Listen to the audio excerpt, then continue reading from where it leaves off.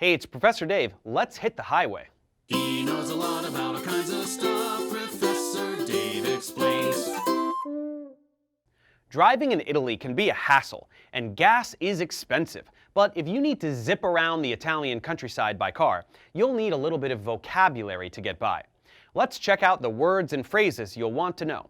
First, the parts of the car, starting with the entire car itself. La macchina. La decappottabile. Il volante. Il parabrezza. Il tergicristallo.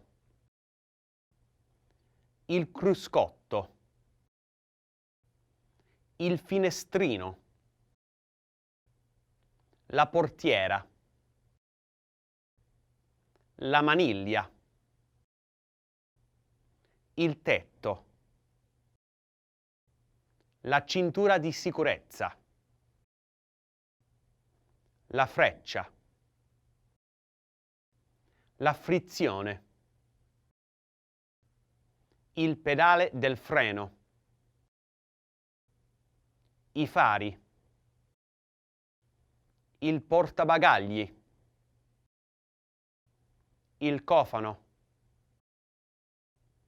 Il motore. Le candele. Il carburatore. La ruota. Il pneumatico. Il clacson. Now let's look at words and phrases associated with driving a car. La benzina. Il distributore di benzina. Il pieno di benzina. L'autostrada. Il semaforo. Il senso unico.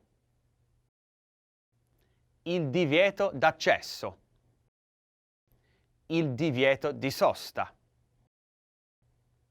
And now some verbs. Mettere in moto. Accelerare. Rallentare. Frenare. Fermare la macchina. Sorpassare. Accostare. Voltare a destra. Voltare a sinistra. Andare a dritto. Now that we have all the lingo, here are a few sentences you might need to use if you are having car trouble in Italy. C'è un meccanico qui vicino? Ho un guasto al motore. Scusi, mi può aiutare? Ho un pneumatico a terra.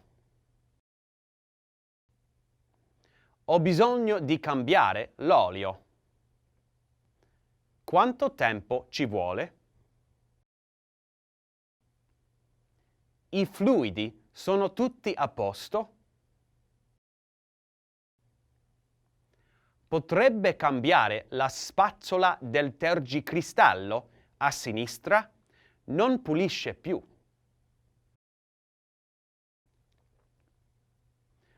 Uno dei miei fari abbaglianti si è fulminato. Me lo può sostituire? Mi controlli anche le frecce, per favore? And now you're ready to hit the road. Just watch out for signs that say senso unico. Thanks for watching, guys. Subscribe to my channel for more tutorials. Support me on Patreon so I can keep making content. And as always, feel free to email me, ProfessorDaveExplains@gmail.com.